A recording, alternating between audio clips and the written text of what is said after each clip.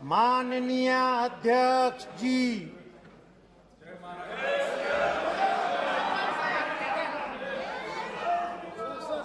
Sir ये बात कहना चाहते हैं सर, एक बात क्वेश्चन नंबर सदन में जब क्वेश्चन आवर चलता है सर, 38 कैबिनेट मिनिस्टर नहीं रहते सर, सारे कैबिनेट मिनिस्टर राज्यसभा में रहते, इनका एमओएस का ट्रेनिंग ग्राउंड हो गया क्या? 381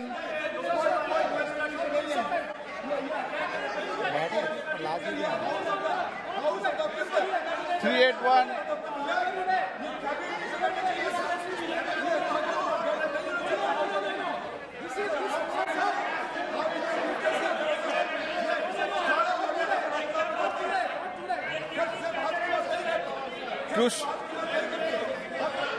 क्वेश्चन नंबर 381 उपेंद्र सिंह रावत।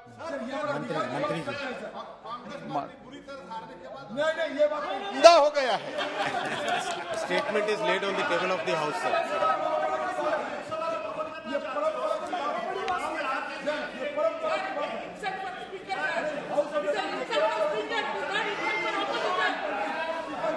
उपेंद्र सिंह रावत, नहीं है कनकमल कटारा।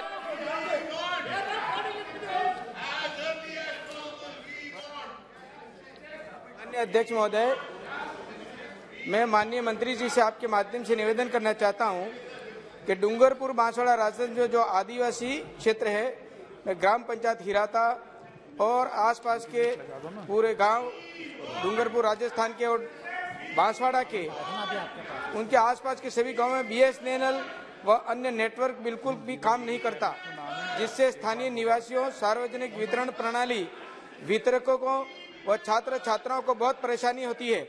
माननीय मंत्री जी से माननीय सदस्य करना आप चाहता प्रश्न हूं पूछे ना। कि आदिवासी वालों के माननीय नेटवर्क को सदस्य, मजबूत करने हेतु क्या क्या माननीय कदम सदस्य उठाएंगे? प्रश्नकाल है और माननीय सदस्य लोगों से आग्रह है प्रश्नकाल को प्रश्नकाल की तरह चलने दें। सप्लीमेंट्री पूछना है तो शॉर्ट में पूछें। सप्लीमेंट्री। हाँ माननीय मंत्री जी। माननीय अध्यक्ष जी, जितने भी एस्पिरेशनल डिस्ट्रिक्ट्स हैं, उन सब एस्पिरेशनल डिस्ट्रिक्ट्स में किस तरह से 4G कनेक्टिविटी, टावर की कनेक्टिविटी, मोबाइल की कनेक्टिविटी बढ़े, उसके लिए अब तक टोटल 9 स्कीम्स बन चुकी है। सबसे पहले जो स्कीम बनी उसमें 2055 टावर लगाए गए, फिर सेकंड स्कीम आई उसमें 2542 टावर्स अप्रूव किए, उसका काम चल रहा है। फिर नॉर्थ ईस्ट के लिए स्पेशली 2004 टावर्स, फिर नॉर्थ ईस्ट अरुणाचल और असम के लिए स्पेशली 1511 टावर्स, मेघालय के लिए इसी तरह से 889 टावर्स, लद्दाख और कारगिल के लिए भी 409 विलेजेस को कनेक्ट करने के लिए, और उसके बाद में सर 502 विलेजेस एस्पिरेशनल के, और सबसे बड़ा उसके बाद में 7287 गांवों को कवर करने के लिए 6446 करोड़ की स्कीम सर बनाई गई है। इन सब के रिजल्ट आ रहे हैं, बहुत अच्छे कनेक्टिविटी बहुत अच्छी तरीके से बढ़ रही है। तो माननीय सांसद महोदय का जो एरिया है उस एरिया में भी कंप्लीट कवरेज के रास्ते में बढ़ रहे हैं sir. Shri Arvind Sawant. Thank you very much sir, बहुत बहुत आभारी हूँ सर। आप खुद जानते हो कि आप भारत संचार निगम लिमिटेड मुंबई और दिल्ली एमटीएनएल मुंबई, आज भी हम हवाई अड्डे पर जाएं, हवाई अड्डे क्यों, इनके आप आदरणीय स्पीकर साहब के चेंबर में जाइए, आपको बीएसएनएल का नेटवर्क नहीं मिलता। तो ये जो चीजें हो रही है, मैं आपसे प्रार्थना करता हूँ, मेरी विनती है आपसे कि खास करके एमटीएनएल दिल्ली मुंबई ये सबसे बड़ा महत्वपूर्ण सेक्टर है, वहां भी ध्यान देने की आवश्यकता है। बीएसएनएल के बारे में सर मैं आपको एक सुझाव देता हूँ, आपने अभी वोडाफोन आइडिया उनके लिए जो लोन है उसको उसके इंटरेस्ट को सरकार इक्विटी करने जा रही है। इसका मतलब सरकार उसमें शेयर बनने वाली है। तो सरकार वोडाफोन आइडिया के टावर और बीएसएनएल के टावर दोनों इकट्ठे करें तो और ज्यादा अच्छी सर्विस मिल सकती है। क्या सरकार उस बारे में प्रयास करेगी और एमटीएनएल के बारे में क्या करने वाली? माननीय अध्यक्ष जी, हम सब जानते हैं कि बीएसएनएल और एमटीएनएल की सिचुएशन के लिए कौन दायी है, और इस सदन में कई बार इस पे चर्चा हो चुकी है। मैं उसके ऊपर क्या स्टेप्स लिए और उसके कारण बीएसएनएल आज कई वर्षों के बाद में ऑपरेटिंग प्रॉफिट में पहुंचा है, इस चीज को एक्नॉलेज करना चाहिए। 2019 के 69,000 करोड़ के पैकेज के बाद में BSNL एक स्टेबल एंटिटी बनाए और अब उसके बाद में सर इस बार बजट में 44,720 करोड़ रुपए का प्रोविजन आया है। और माननीय अध्यक्ष जी, मैं बहुत गर्व के साथ आपको कहना चाहूंगा कि भारत के इंजीनियर्स ने प्रधानमंत्री जी के नेतृत्व में जो संकल्प लिया, अपना 4G, भारत का अपना 4G कोर नेटवर्क, अपना रेडियो नेटवर्क बनके तैयार हो गया है। खूब शीघ्र इसका रोल आउट चालू होगा और पूरी दुनिया में आज लोग इस चीज को आश्चर्य से देख रहे हैं कि भारत ने इतनी जल्दी कैसे अपना 4G तैयार किया और इसी 4G के ऊपर बिल्डअप होता है 5G। तो उसकी भी पूरी तेजी से इस साल के अंत तक करीब साइंटिस्ट जिस तरह से एस्टिमेट लगा रहे हैं वो भी कंप्लीट होगा सर। श्री एम सेल्वराज। ठीक है sir. Sir, 2018, the Hajaz cyclones destroyed in the all PSNL tower in my conference in Nagapattinam. Not only the Nagapattinam, in all coastal area in Tamil Nadu, still now not repairing this tower. The PSNL mobile and telephone not working. I would like the minister, know the minister, through you, sir, is there any plan to repair the tower in Tamil Nadu? Thank you, sir.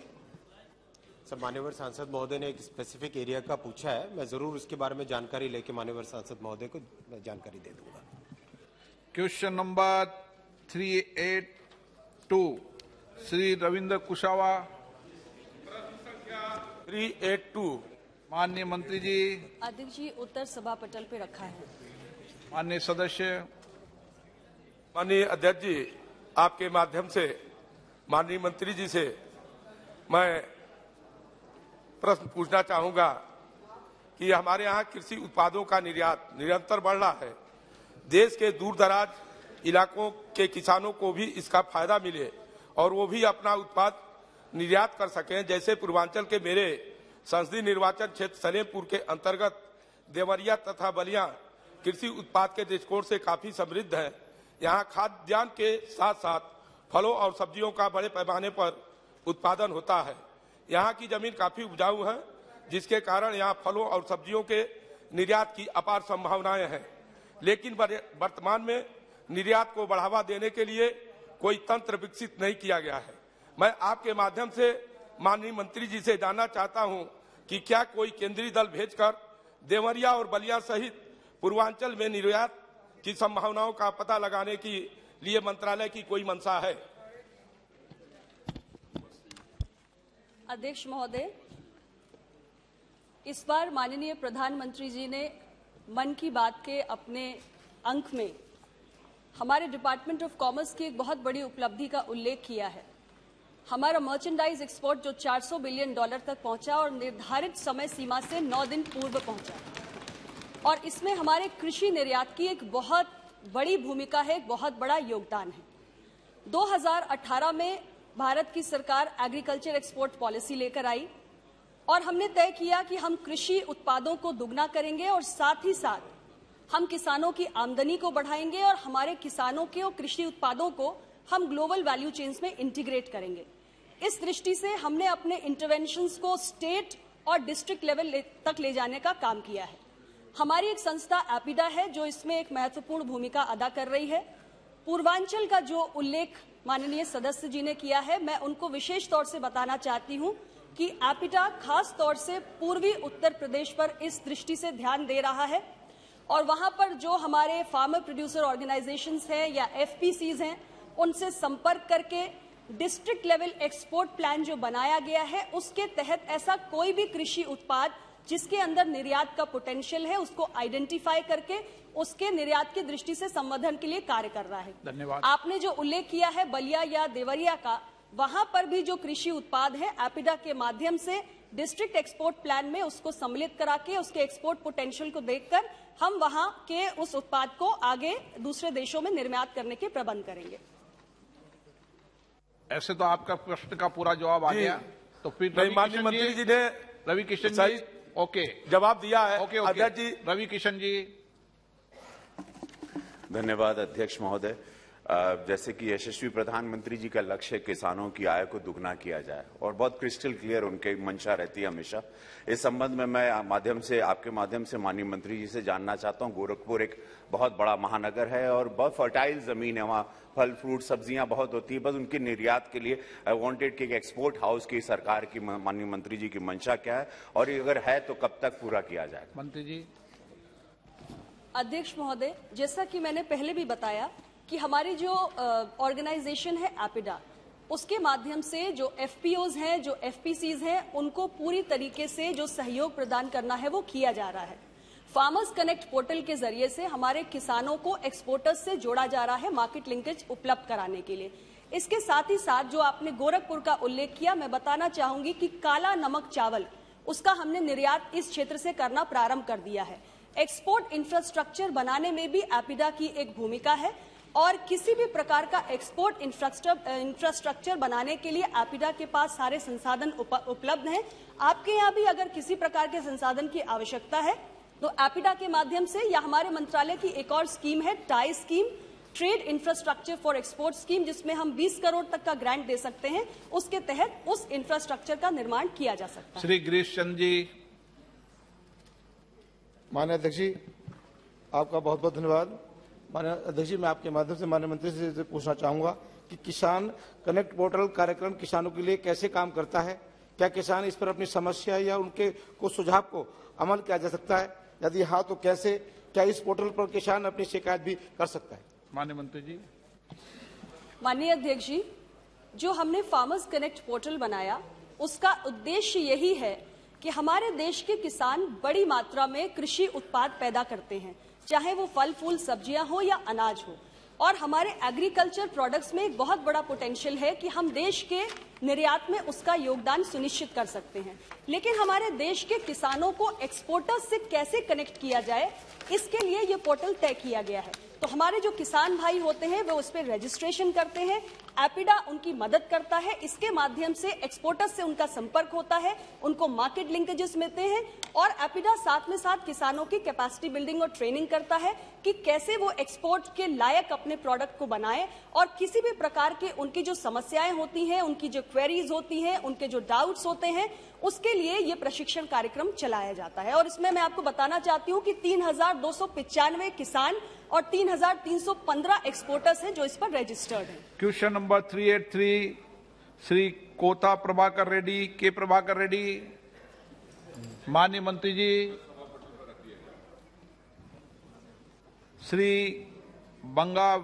Shrimati Banga Gita Vishwanath. Thank you, sir. Sir, first of all, I would like to congratulate the Honorable Minister of Science and Technology for organizing a Science Week Vijnan Sarvatra Pujyate on the occasion of National Science Day and also conducting with the 75 years of Azadi Ka Amrit Mahotsav. Sir, the government expenditure and spending of science and scientific research development appears to be very low. In the recent budget for 22-23, had not made extra provision for R&D.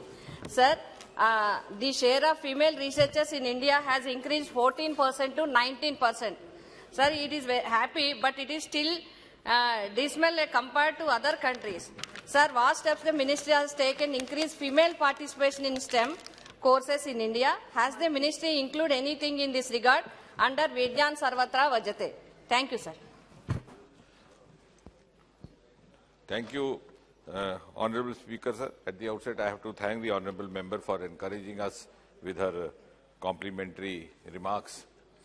As you rightly mentioned, one of the purposes of organizing this National Week, which culminated on the 28th of February, and which culminated on the occasion of the National Science Day, which is observed every year on 28th of February, was to highlight the role of the youth and also the women in science. And considering your concern, you will be glad to know when I bring to your notice that since we are observing this as the year of Amrit Mahotsav, as inspired by Prime Minister Shri Narendra Modi, the 75th year of independence, very soon we will be coming out with a coffee table book depicting 75 female scientists who have actually excelled in this field. And as far as encouraging them is concerned, a number of programs have been introduced in the recent few years under Prime Minister Modi. For example, we have an Inspire program for women, we have a Kiran program, and I think the House will be amused to know that the Beating the Retreats, which you saw on the 29th of January, when 1,000 drones were sent up the sky, was also conceptualized by the Science and Technology Ministry, and the 3 youth had led that team, which was again led by a girl called Sarita from Haryana. Similarly, IIT Delhi she worked, but funding was from the ministry. So what fund matters, I think, equally. Similarly,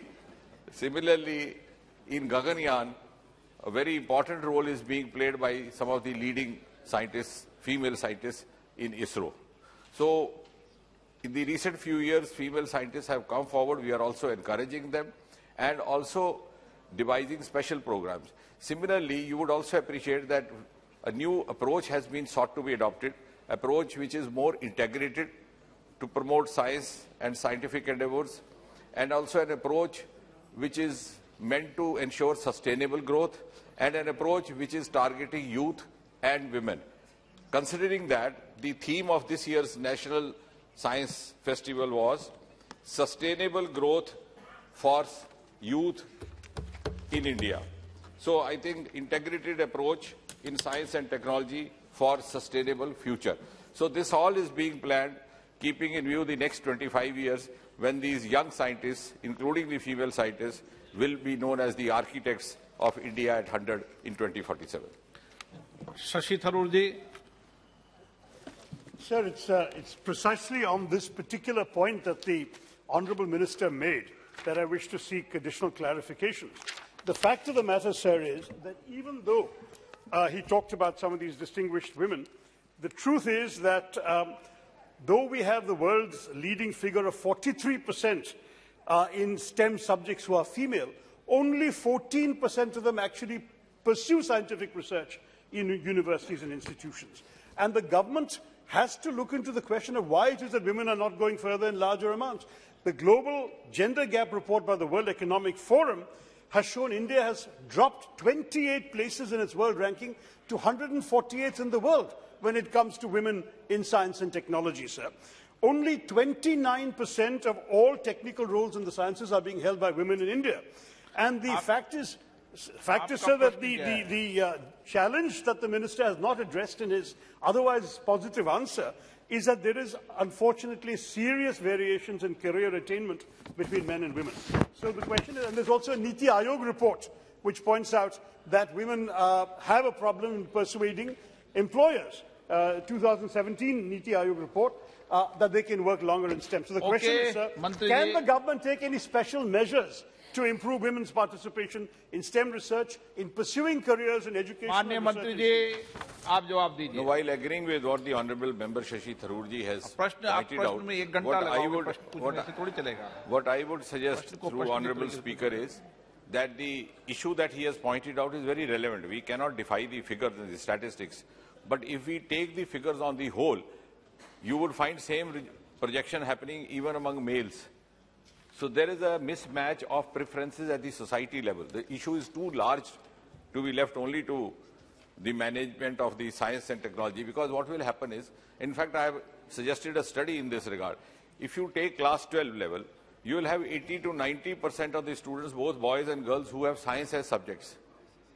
But very few of them go up to the post-graduation. That means they are taking up those subjects not for science per se as their goal, but for looking for something else. Maybe in class 12, they are looking for a high score to get into NEET, to get into IIT JEE. If they succeed, well and good. If they don't, then they go in for graduation for a higher score in civil services. Now in civil services, nearly 90% are boys and girls who are coming from the engineering and medical streams. So they don't actually go in for aptitude. So there's a crisis of aptitudinal crisis in the Indian society. I think that is still to be evolved. Absolutely, but it is also equally applicable. I think it requires a larger measure, and the government is very conscious of it. And No, the answer is that there's a A Raja mismatch. जी, मैं आपको इजाजत दे दूंगा, लेकिन बैठे बैठे बोलोगे As तो far नहीं as the दूंगा। gender gap is concerned, आपको इजाजत अभी दी नहीं है मैंने। Please sit down. no, as far as the gender gap is concerned, the government and the department is very much conscious of it, and that is why new projects and new schemes are being devised each passing day. B part is not being answered, sir. See your question, B part. आप प्रश्न पूछिए। Whether this government is having real intention to promote scientific temper in the mind of the youth. The question is not answered. What does it mean? The government is not ready to give scientific temper to youth in the name of religion. Am I correct? See, Rajaji, if you recall what I answered in the earlier question, I said the present government in the last 3 years, as far as science and technology is concerned, has acquired a three-pronged approach. A, integration. That is integration of all the science streams plus also industry academia. B, an approach which ensures sustainable growth. And C, the startups, the youth, so that we can link the startups and the scientific growth with sources of livelihood in order to sustain it. So obviously I agree with you. The focus is on the youth, and during Amrit Mahotsav, youth who have another 25 years of active life to live so that they can celebrate Century India. Question number 384, Shri D. M. Kathir Anand. Sir, the question is about the organic cotton. So, question number 384. A statement is tabled, sir. Sir, the question is whether the production and the area of cultivation of organic cotton increased from 300 to 400% after COVID-19. If so, I need the details. The details of India's organic cotton production and the exports in terms of quantity and value. Whether any organic certification agencies violated the National Program of Organic Cotton, the certifications were made, but they violated it. Whether any agency has been suspended by the APEDA, Agriculture Processing and Food Processing Development Authority. If so, the details I seek, sir. Whether the organic certification agency certified those grower groups in the areas, the details I seek, sir. Sir, the honourable member has actually repeated the question. Sir, I request you to refer to the written reply that I have sent. Each and every part of the question has been answered. If you have any supplementaries, I would be happy to answer. Sir, if you want me to repeat, I can repeat the written answer. But it has been answered already in the written reply. नहीं, आपने अगर verbally पूछा तो आप जवाब दे दो, उसमें क्या दिक्कत है? सर, मैं इस सदन को बताना चाहती हूँ कि दुनिया में जो हमारा ग्लोबली द ऑर्गेनिक सर, आपको मैंने इजाजत दी, आपको इजाजत सप्लीमेंट्री में दूंगा. After supplementary allow you. Organic cotton, and it is involved with the farmers. If I request the minister to answer in English so that the entire country will be aware of it, sir. I request. I'm answering in English, sir. So first part of the question, you asked me about the area of cultivation and the production. Both things have increased. The area of cultivation under organic products has gone up by 153%. And the production has gone up by 142%. I also want to inform the honourable member that insofar as the area of cultivation and production is concerned, it is the Ministry of Agriculture and Farmers Welfare which looks into it. Our roles, the role of Department of Commerce comes in when we have to certify the agencies. So the global market for the organic products has grown very big. It is as high as 106.4 billion euros. And the major markets are US, European Union, Canada and Great Britain. The Indian products globally have been recognized, and our organic products have made a mark across the globe. We started the national program on organic production way back in 2001. Since then, our production has also increased and our exports have also gone up. So our exports have increased from 62 crores in 2002-03 post the NPOP to 7,778.50 crores in the year 2020-21. Now, why has this been possible? So this has been possible, such a record growth, because under the NPOP, we frame national standards for the production of organic products. And we are very stringent about it. Our national standards are never compromised with, and the farmers, the producers, the growers are always expected to adhere to those national standards throughout the entire operations whenever they produce any organic product. There are certification agencies or bodies which are certified by the National Accreditation Board. They are accredited by this body, and they look into and certify the organic products and give them the India Organic Mark. In case there is ever any complaint, APIDA looks into it. The evaluation committee looks into it. They send their support to the report to the NAB. And if there are irregularities, if there are malpractices, if there is any procedural lapse, we tend to suspend the accreditation of those certification bodies to make sure that the standards which are in harmony with the international standards are never compromised with, because India's reputation, we don't want to put it at stake. Our organic products, I emphasize, sir, are recognized globally. Supplementary. So the quantum of an organic cotton turnover, as per Minister has mentioned, is almost 150 crores, 150,000 crores. Sir, 40% of the organic cotton farmers are fictitious. They are giving a false statement. Because of this, the real organic growers are being punished and they are being harassed. When the organic farmers, they are asking for a clarification or they are going for an export for overseas countries, because of the malpractitioner exporters, the entire organic cotton market is being put to an alarm state. Not even for cotton, sir, for even spices and other things, because this is India is a big market for agricultural commodity. So when it goes to international market, if I can give you an example, Chile exports, they put our shoe dye, whatever material they use for polishing our shoes is mixed with the chilies. Haldi, turmeric, they use the artificial colors into the haldi. So when these kind of commodities when go to international market, the Indian pride goes down. So I request the minister, what kind of activities have you started to curtail this? And also the agencies which are marking them organic, fit for exports, whether they have violated anywhere, and have you punished them or degraded? This is my supplementary. Sir, I already explained in detail. I would like to repeat that we do not compromise with the reputation of the nation.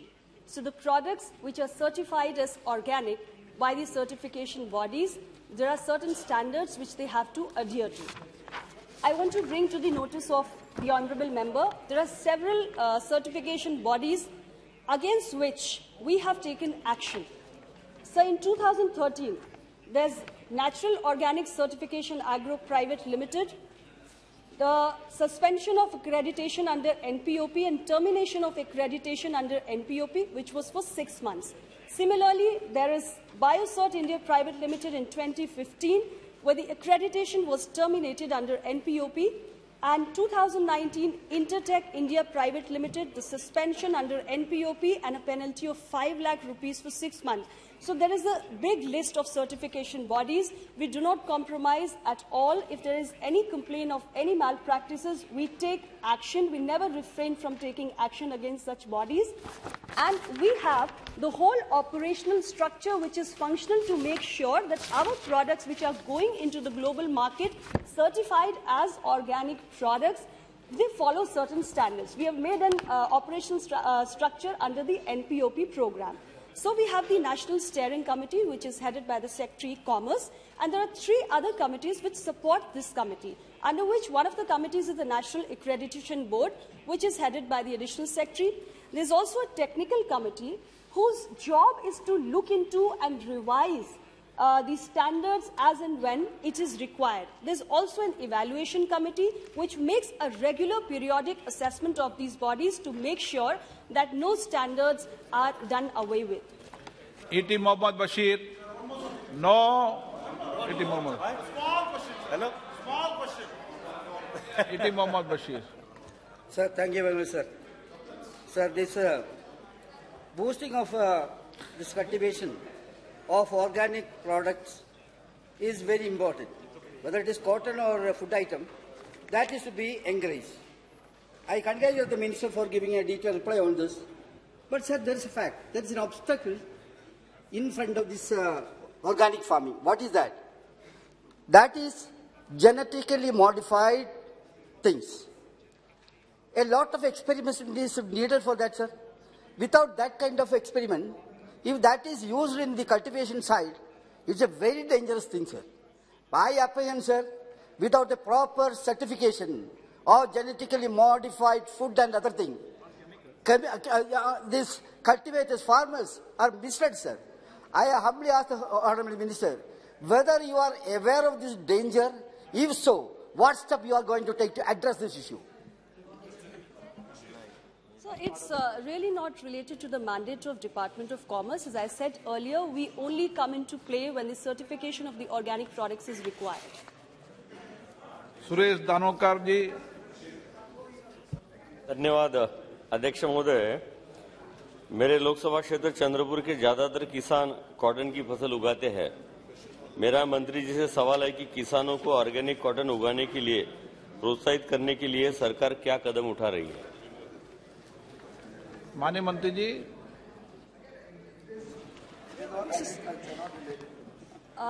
Sir, I think there is a bit of a confusion. ये जितने भी आपने हिंदी में पूछा या English में? आप तो जिसमें जाओ उसमें जवाब दे दो। सर, ऑर्गेनिक कॉटन की खेती के संबंध में जो प्रोत्साहन है वो हमारा जो कृषि और किसान कल्याण मंत्रालय है वो देता है। मैं फिर रिपीट कर रही हूँ कि डिपार्टमेंट ऑफ कॉमर्स की भूमिका ऑर्गेनिक प्रोडक्ट्स के निर्यात से संबंधित है और उसमें हमारी मुख्य भूमिका है उसके स्टैंडर्ड्स को निर्धारित करने में और उसके निर्यात के लिए जो तमाम हमें कायदे कानून बनाने हैं उसके लिए। Question number 385 Shri Abdul Khaliq ji. Question number 385, sir. Good question. Honorable Speaker, sir, a statement is laid on the table of the House. Honorable Speaker, sir, the Information Technology, Intermediary Guidelines and Digital Media Ethics Code, Rules 2021, under the Information Technology Act 2000 says, the significant social media intermediary, SSMI, shall enable users to voluntarily verify their accounts by using any appropriate mechanism, including the active Indian mobile number of such users, and where any users voluntarily verifies their account, such users shall be provided with a demonstrable and visible mark of verification. So how can this be a tool for verification?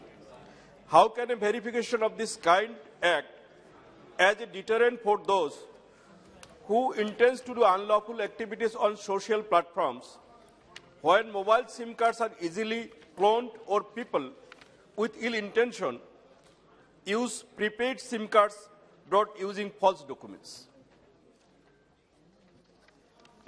Honorable Speaker, sir, as the House is aware and as you are aware, sir, the Digital India program has very effectively harnessed the power of the internet and technology to transform citizens' lives, transform governance, and to create opportunities of investment and entrepreneurship in our country, sir.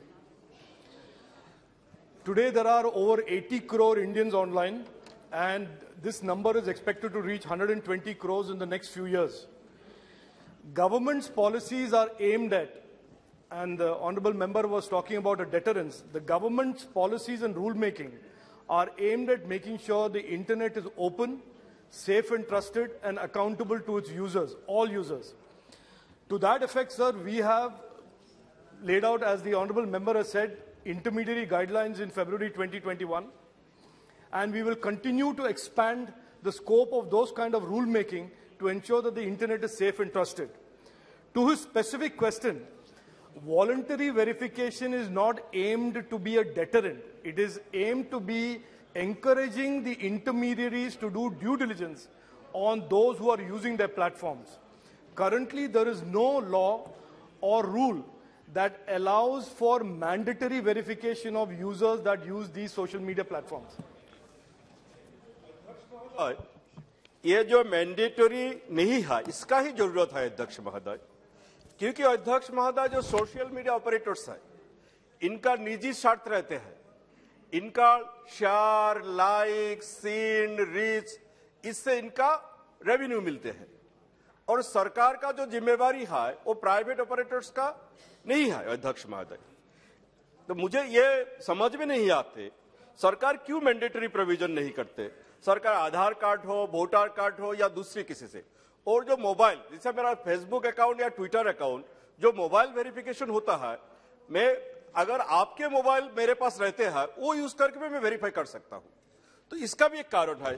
जैसे कर्नाटक में हम लोग क्या देखा, एक मुश्ताक अली ने कोई communal post हिंदुओं का खिलाफ कुछ पोस्ट डाला है। जब पुलिस ने कार्रवाई किया तब देखा गया मुश्ताक अली का असली नाम है सिद्धारुदा श्रीकांत निराले, वो भी एक एमएलसी का रिलेटिव है, डीएस अरुण साहब का रिलेटिव है। उसका वर्णन मत करें अध्यक्ष महोदय, मैं रेफरेंस के लिए उल्टा भी हो सकता है अध्यक्ष महोदय। तो सोशल डिस्टर्बेंस, अनलॉफुल एक्टिविटीज ना हो, देश का सॉवरेनिटी भी रक्षा हो, ये सारे मुद्दा देखना सरकार का जिम्मेवारी रहना है। इसलिए मैं सरकार से जानना चाहता हूं मैंडेटरी प्रोविजन क्यों नहीं करते। Sir, I appreciate the honorable members' concerns about safety and trust online, and especially the issue of misuse of social media to create public order problems and law and order problems around the country. Sir, it is true that while the internet and technology has empowered and transformed and been a platform for good, that user harm, criminality and fake news type of issues are also on the rise. तो मैं आप जो कह रहे हैं उसके साथ मैं एम्पथाइज करता हूं, लेकिन हमारा जो अप्रोच है इसको मैंडेटरी बनाना नहीं है। और आप अगर आंसर में देखोगे, as per Rule 4.2 of the intermediary guidelines that were issued in February 2021, a significant social media intermediary is required to identify the first originator of the information for the purposes of prevention, detection, investigation, prosecution or punishment of an offence related to the sovereignty and integrity of India, security of the state, public order or incitement of an offence. ये हमारे rules में है। अगर कोई social media को misuse करता है, intermediary का एक रिस्पॉन्सिबिलिटी बनता है कि वो आइडेंटिफाई करे कि किसने ये किया है और कहां से किया है। तो ये हमारे रूल्स में है। ये मैटर आज सबजुडिस है क्योंकि व्हाट्सएप ने इसको चैलेंज किया है दिल्ली हाई कोर्ट में, और हमने ये इस इशू को बड़ा रोबस्टली डिफेंड किया है। Shrikant Shinde, D Ravi Kumar. Honorable Speaker, sir, I would like to know whether the government has taken any steps to curb hate campaign in social media, particularly apps like Sully Deals and Bully Boy. They are creating apps like that to harass women from particular religion and community. I would like to know from the Minister whether the government has taken any serious steps to curb the hate campaign. Sir, I thank the member for asking that question, sir. This is an issue that we are actively involved with and are actively responding to. The ministry has the powers, as does other departments of the government, to direct intermediaries to take down content and or take down accounts that infringe on, like I said, integrity, sovereignty of India, public order. So any app, any content, be direct the app store and or the intermediary to take down this content. अध्यक्ष जी, आपका बहुत बहुत धन्यवाद। अध्यक्ष जी, नाम तो इसका social media है, पर काम ये सारे अनसोशल करता है। Today, social media has been weaponized by governments, by certain political parties, non-state actors, and everybody who has a pernicious agenda in this world. Mr. Speaker, sir, the Minister, Mr. Ashwani Vaishnav and Mr. Rajiv Chandrasekhar were both members of the Data Protection Committee, the Joint Committee of Parliament on Data Protection.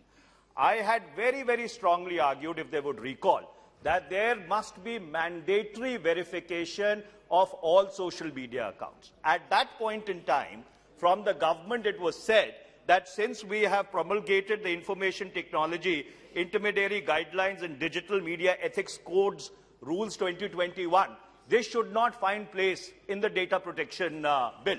My question to both the ministers is that what stops the government? What prevents the government from making this verification mandatory? And if your argument is going to be that we can do it in India's case, but this can happen globally, then the counter to that is once the GDPR process has started off, the data protection rules process started off in California, it became pervasive all across the world. Why don't you take the first step and make verification of social media accounts mandatory from India? थोड़ी देर में सारा जवाब भी माननीय सदस्य देने लग जाएंगे आपका। Honorable Speaker, sir, I think this was less of a question and more of a suggestion. And I wish to say that I have no opposition to his particular view, excepting to point out very respectfully that this is one way of approaching this problem. The government is interested in balancing the issues of privacy as well as the interest of safety and trust. This is not an easy balance to achieve, and we believe that this issue of mandatory verification is an issue that is at the intersection of both privacy and this issue of safety and trust. We believe that the rules that were promulgated in February 2021 provides very effectively casts an obligation on the intermediaries to be able to detect and identify the first originator of any criminal activity. That is an obligation that has been cast through the subordinate legislation, sir. And while that matter has been challenged by some intermediaries, the government is robustly defending its position that this anonymity cannot be a blanket one, and first origination should be possible as an obligation on the intermediaries. Question number 386, Sri Sanjay Bhatti ji. 386. Answer is laid on the table, sir. माननीय अध्यक्ष महोदय, मेरा लोकसभा क्षेत्र में जो Karnal railway station है, ये बहुत ही ऐतिहासिक स्टेशन है, 130 वर्ष पुराना है। ये राष्ट्रीय धरोहर के रूप में भी जाना जाता है, लेकिन यहाँ पर मैक्सिमम गाड़ियां रुकती नहीं, आधे से ज्यादा गाड़ियां रुकती नहीं है। मैंने माननीय मंत्री जी का जवाब पढ़ा है, जो मैं रेगुलर खुद ट्रेन से ही सफर करता हूं। आज भी मैं पार्लियामेंट आया हूं तो ट्रेन से ही आया हूं। मेरे को ग्राउंड रियलिटी की जानकारी है, जो जवाब आया है वो मेरे प्रश्न के अनुरूप नहीं है। करनाल वाकई एक बहुत ही इम्पोर्टेंट प्लेस है और मैं मान्यवर सांसद महोदय का जो इमोशन है वो भी समझ सकता हूं। मैं स्पेसिफिक आंसर दूंगा 109 ट्रेन्स करनाल से होते हुए गुजरती है सर। इसमें से 51 ट्रेन्स, जिसमें 46 एक्सप्रेस है और 5 पैसेंजर ट्रेन्स है, वो वहां पे स्टॉप होती है। इस सेक्शन की जो कैपेसिटी यूटिलाइजेशन है वो करीब 138% है सर। तो 109 में से 51 वहां रुकती है। इसके अलावा भी मान्यवर सांसद महोदय के अगर और कोई रिक्वेस्ट होंगे तो उसको हम जरूर मिले, मेरे से हम इस पे विचार करें। माननीय सदस्य। माननीय अध्यक्ष महोदय जी, बहुत बहुत धन्यवाद माननीय मंत्री जी का। मैं थोड़ी जानकारी देना चाहूंगा। करनाल स्मार्ट सिटी भी चुना गया है और मेरा लोकसभा क्षेत्र में टेक्सटाइल हब है। थाउजेंड्स ऑफ करोड़ का एक्सपोर्ट और थाउजेंड्स करोड़ की डोमेस्टिक मार्केट वहां पर है। उत्तर प्रदेश, बिहार के अनेक श्रमिक वहां पर लाखों की संख्या में काम करते हैं। गरीब रथ वहां पर पानीपत में रुकता नहीं है। और मैं उदाहरण देके एक बात कहना चाहूंगा कि अमृतसर से मुंबई एक ट्रेन दादर एक्सप्रेस, जो 50 साल पुरानी ट्रेन है, बिना किसी कारण के मेरे लोकसभा क्षेत्र में अमृतसर से जब आते हैं तो घरौंडा और तरावड़ी में रुकती है। जब मुंबई से अमृतसर जाती है तो स्टेशन बिना कारण से वो बंद कर दिए गए हैं। और आज तक कोरोना के बाद जो डेली पैसेंजर्स यहाँ पर सैकड़ों हजारों की संख्या में रोज दिल्ली आते हैं, पानीपत दिल्ली के वो डेली पैसेंजर ट्रेन मेरे बार बार कहने के बाद भी चालू नहीं हुई हैं। और मैं एक एग्जांपल देना चाहूंगा जिसमें आपको रिवेन्यू का लाभ होगा। सर, तीन ट्रेनें हैं, श्रम शक्ति एक्सप्रेस, शिव गंगा एक्सप्रेस, प्रयागराज। ये 17 घंटे 10 घंटे दिल्ली स्टेशन पे खाली खड़ी रहती हैं। हमारा पानीपत का जंक्शन है, अगर इसको वहां तक एक्सटेंड कर दिया जाए तो बहुत फायदा होगा रिवेन्यू का। और रिवेन्यू का जो माननीय अध्यक्ष जी, अगर पानीपत स्टेशन और करनाल स्टेशन पर रिवेन्यू लॉस होगा तो जो मुझे पार्लियामेंट के एमपी होने के कारण मिलता है वो मैं सरेंडर कर दूंगा। रिवेन्यू लॉस वो सारा सरेंडर कर दूंगा। माननीय अध्यक्ष जी, स्टॉपेजेस की चर्चा, स्टॉपेजेस का विषय बहुत ही महत्वपूर्ण विषय है। इसमें मैं बहुत जिम्मेदारी के साथ कहना चाहता हूं कि हमारे वरिष्ठ मंत्री श्री पीयूष जी गोयल जी ने अपने कार्यकाल में एक बहुत ही साइंटिफिक स्टडी कराई थी। देखिए सर, अगर हमें ट्रेन्स को टाइम पे पहुंचाना है तो सारे के सारे स्टॉपेजेस, सारे के सारे टाइम टेबल, इसको एक रैशनलाइज और साइंटिफिक तरीके में करने की जरूरत है। आज बहुत सारे मान्यवर सांसद महोदय मेरे पास आके बताते हैं कि आज ट्रेन टाइम पे पहुंचती है। तो ट्रेन टाइम पे पहुंचने का एक बहुत बड़ा कारण है जो रैशनल टाइम टेबल एक किया गया है। इसमें IIT मुंबई की भी सहायता ली गई है। इसके अलावा जैसा कि डिस्कशन में डिमांड फॉर ग्रांट्स के डिस्कशन के दौरान चर्चा हुई, जो सुभाष जी बाहेड़िया जी ने, मान्यवर सुभाष जी ने जो सजेशन दिया था, जहां जरूरत होगी वहां पे एक एक्सपेरिमेंटल बेसिस पे करेंगे और जो उसका रिजल्ट आएगा उसके हिसाब से उसमें आगे बढ़ा जा सकता है। Question number 387, Raju Bisht. Question number 387। So statement is laid on the table of the House. धन्यवाद अध्यक्ष जी। मुझे मेरा प्रश्नों का बहुत लंबा और अच्छा उत्तर मिला है, बट मेरा एक जगह थोड़ा डिफरेंस ऑफ ओपिनियन है सब्सिडी को लेकर के। इसमें कहा गया है कि किसी तरह की सब्सिडी पेंडिंग नहीं है। जितना मैं जानता हूं पिछले 2 साल से टी बोर्ड ने जो सैंक्शन लेटर देते थे वो रोक करके बैठे हैं और इस तरह की कोई गाइडलाइंस मंत्रालय की तरफ से इश्यू नहीं है। मैं चाहता हूं मंत्रालय एक बार इसको अच्छे से देख लें। सर, दार्जिलिंग चाय उद्योग में एक अपनी शान रखता है, लेकिन आज समस्या ये है उसमें ग्रहण लगा हुआ है, वर्कर भी दुखी हैं और जो टी प्लांटर्स है वो भी बड़ी समस्या में हैं। मेन तो 2019 में सर मोदी जी के नेतृत्व में कोड ऑन लेबर करके जो श्रमिकों के हित में जो बिल पास हुआ था, आज तक वो पश्चिम बंगाल में लागू नहीं है। मैं आपके माध्यम से मंत्रालय से जानना चाहता हूं कि इस विषय में वो क्या कदम उठा रहे हैं। माननीय अध्यक्ष जी, इस सप्लीमेंट्री में 2 विषय उठाए गए हैं। पहला विषय जो है वो सब्सिडीज को लेकर है। इसमें मैं सदन को बताना चाहती हूं कि टी बोर्ड की TDPS स्कीम है, T development and promotion scheme.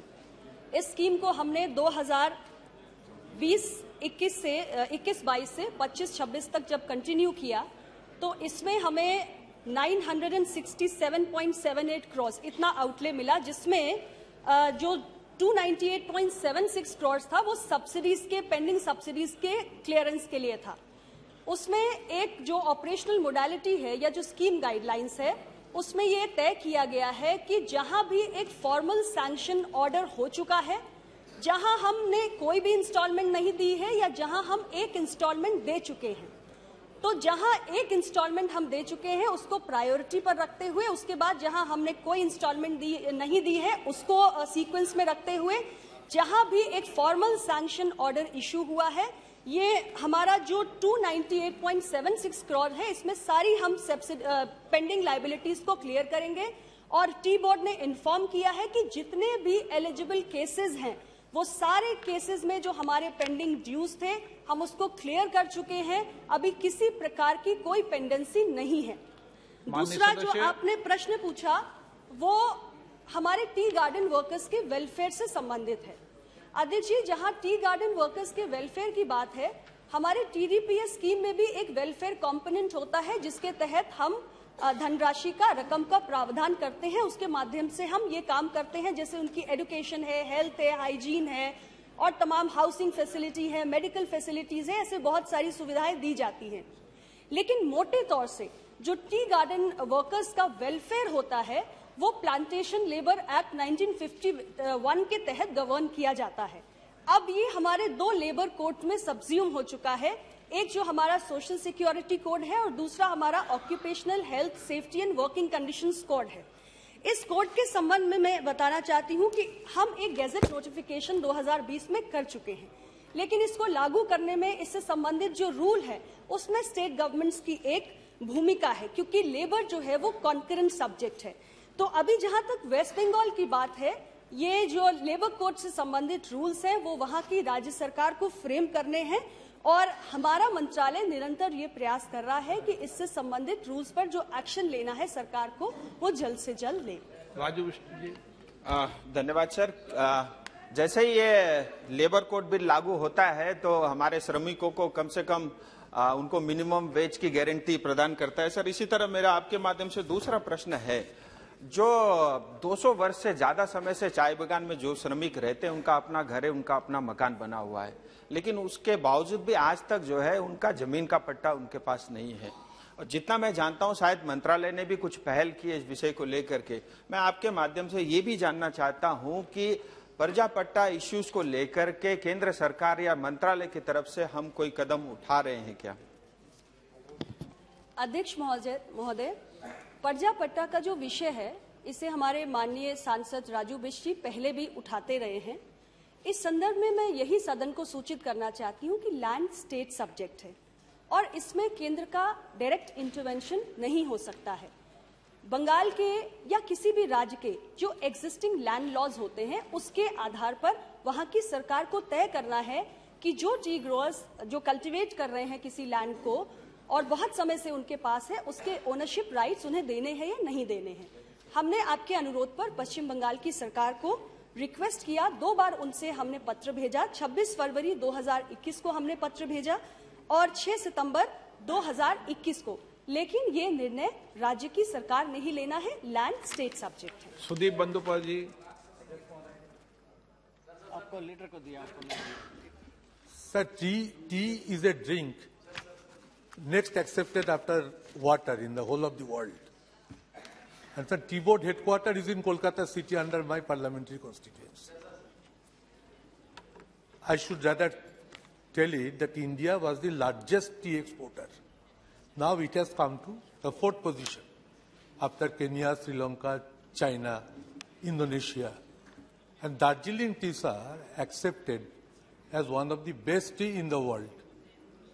And the conditions of the tea gardens in the North Bengal area mainly are in a very serious condition. Few tea gardens are closed. Ministry of Commerce assured that these tea gardens will be opened under the care of Ministry of Commerce. No step has been taken so far. I want to know how many tea gardens in Darjeeling or in Duars area in North Bengal are closed up till now, and whether Minister is in a keen mood to go and visit the on-spot inquiry about the tea gardens, because this tea imports foreign money in the government exchequer. We should not forget it. अध्यक्ष महोदय, मैं थोड़ा सा विस्तार से इस विषय को रखूंगी। पूरे देश के अंदर आज हमारे पास 1569 इतने टी स्टेट्स हैं जो बंद हो चुके हैं, जिसमें 12 जो हैं वो हमारे 1569 स्टेट्स हैं जिसमें 12 हमारे बंद हो चुके हैं। इसमें से 9 पश्चिम बंगाल में है और 3 केरल में है। एक टी गार्डन क्यों बंद हुआ, इसका कोई एक स्पेसिफिक कारण नहीं है, इसकी बहुत सारी वजह है। इसकी टी गार्डन की जो यील्ड है वो पुअर है, या वहां पर मैनेजमेंट के कोई डिस्प्यूट्स हैं, ओनरशिप के कोई डिस्प्यूट्स हैं, या इंडस्ट्रियल रिलेशंस रेस्ट्रेंड है, या उसका हम मॉडर्नाइजेशन नहीं कर पा रहे हैं। ऐसे तमाम कारण होते हैं। हम जब किसी भी टी गार्डन को क्लोज डिक्लेयर करते हैं तो ये राज्य सरकार की रिपोर्ट के आधार पर करते हैं। इसके अलावा मैं बताना चाहती हूँ कि जो हमारा टी गार्डन बंद हो जाता है, हमारा जो टी एक्ट है उसके अंदर ये प्रोविजन है कि यदि केंद्र चाहे तो उसको वो अक्वायर कर सकता है, लेकिन ऐसा निर्णय हम बहुत बार लेते नहीं है क्योंकि ये कोर्ट में जाकर चैलेंज हो जाता है या कोर्ट्स का कोई डिफरेंट ओपिनियन होता है। आमतौर से किया यह जाता है कि उसकी ओनरशिप राइट स्टेट गवर्नमेंट्स के पास रहती है और अगर कोई नया एंटरप्रेन्योर है जो उसको चलाना चाहते हैं, 11 साल की लीज पर हम उसे देते हैं और वो उसको रिवाइव करने की कोशिश करता है। ये एक प्रचलन है जिसको हम फॉलो करते आ रहे हैं। Thank you. राजदीप राय।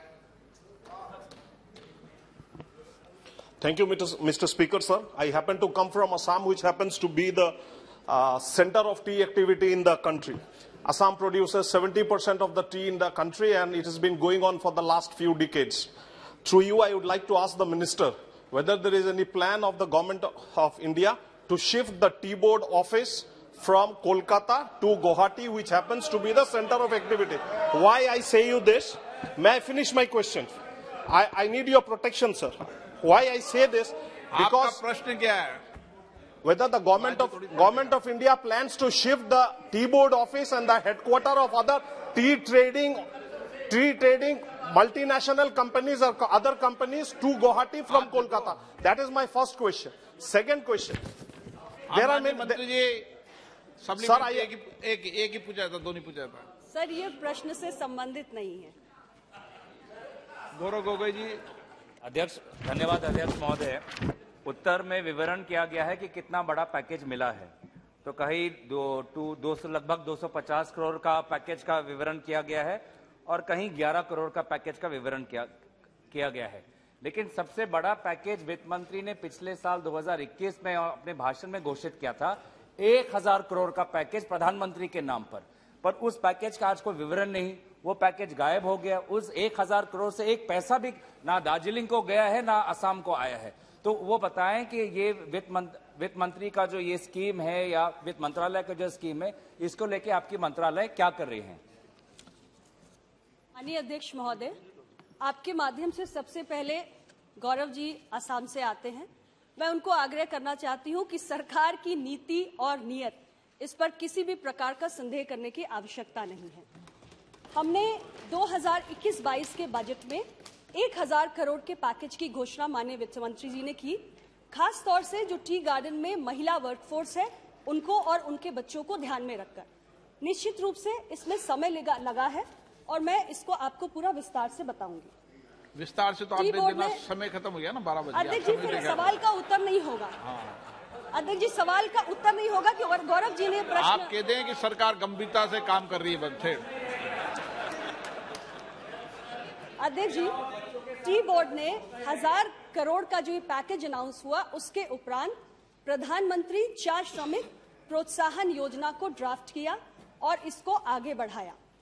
इसमें एक ओपिनियन ये आया कि जो तमाम वेलफेयर के प्रोविजंस हैं, एजुकेशन को लेकर हो, हेल्थ को लेकर हो या अन्य कोई सुविधाएं हो, हमारे भारत सरकार के पहले से ऐसे बहुत सारे मंत्रालय हैं जिनकी कई स्कीम्स के जरिए ये तमाम फैसिलिटीज हम उपलब्ध करा रहे हैं और उनके पास पहले से एक इंस्टीट्यूशनल मैकेनिज्म उपलब्ध है। उसके बाद हमने ये तय किया कि टी बोर्ड बेनिफिशियरीज को आइडेंटिफाई करेगा और इन मंत्रालयों के तहत इन योजनाओं में हम उनके बजट के ऊपर पैसा देके ये तमाम जो वेलफेयर स्कीम्स हैं इनको पहुंचा सकते हैं। उसमें एक ओपिनियन ये भी आया कि अगर हम चाहें तो एक कैपिटल इंफ्रास्ट्रक्चर को बना सकते हैं, चाहे आंगनवाड़ी केंद्र हो या अस्पताल हो, मेडिकल सेंटर्स हो, आयुष एंड वेलनेस सेंटर्स हो, स्कूल्स हो, कैंटीन्स हो, क्रैश हो, ये तमाम चीजें हम कर सकते हैं।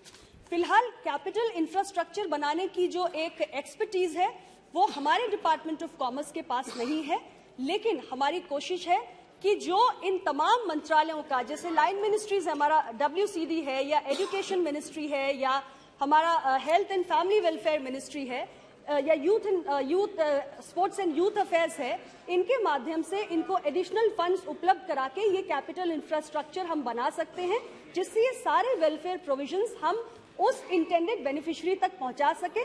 लेकिन अभी ये विचाराधीन है, ये हमारा एक प्रस्ताव है जो हमने रखा है, ये विचाराधीन है। इस पर डिपार्टमेंट ऑफ एक्सपेंडिचर ने नहीं, कोई जुमला नहीं है। No Gaurav ji, it is not at all sir, ये कोई जुमला नहीं है, ये कतई जुमला नहीं है। ये सरकार की एक बहुत ही इन डेप्थ थिंकिंग है, एक इन डेप्थ प्लानिंग है और बहुत सोच समझकर और बहुत ही व्यवस्थित तरीके से हम सारे लाभ को इंटेंडेड बेनिफिशियरी देश तक पहुंचाना चाहते हैं। ये जुमला नहीं है, आप इसे समझने से इनकार कर रहे हैं। आप स्वीकार नहीं करना चाह रहे हैं कि सरकार पूरी ईमानदारी के साथ हमारे पश्चिम बंगाल और आसाम के जो भी हमारे टी गार्डन वर्कर्स हैं, जो महिलाएं हैं, जो बच्चे हैं, आप उनके हितों के साथ नहीं है, इसलिए आप सुनना नहीं चाह रहे।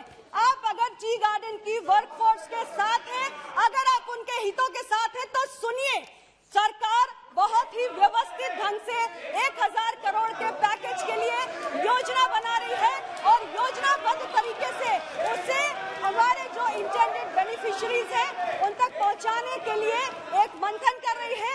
नहीं, आप सुनना नहीं चाहते हैं, गौरव जी, आप सुनना नहीं चाहते हैं और ना ही आप समझना चाहते हैं। अगर आप समझना नहीं चाहते हैं, अगर आप स्वीकार नहीं करना चाहते हैं, तो हम आपको नहीं समझा सकते। Understand the government is deeply committed to the interest of the beneficiaries, the women workers in our workforce, in the tea gardens, the children's welfare. We are deeply committed to it, and you must understand what I'm trying to explain you in great detail. Thank you, sir. प्रश्नकाल समाप्त। माननीय सदस्यगण, मुझे विभिन्न मुद्दों पर माननीय सदस्यों के स्थगन प्रस्ताव की सूचना प्राप्त हुई है। मैंने स्थगन प्रस्ताव की किसी भी सूचना की अनुमति प्रदान नहीं की गई है। सभा पटल पर रखे जाने वाले पत्र शून्यकाल में